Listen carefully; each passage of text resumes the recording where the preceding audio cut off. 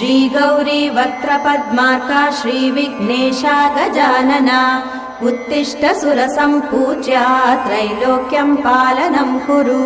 श्रीगौरी वक्त्रपद्मार्का श्रीविघ्नेशा गजानना उत्तिष्ठ सुरसम्पूज्या त्रैलोक्यं पालनं कुरु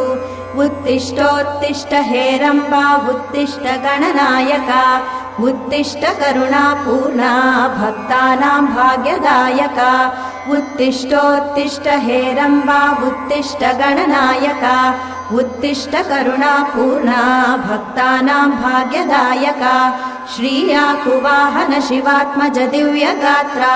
श्रीभिन्नदन्तधनुजान्तक सूक्ष्मनेत्रा सर्वार्ति दुःख शमना फणिराजसूत्रा देवा गणेश्वर विभो तव सुप्रभातम्।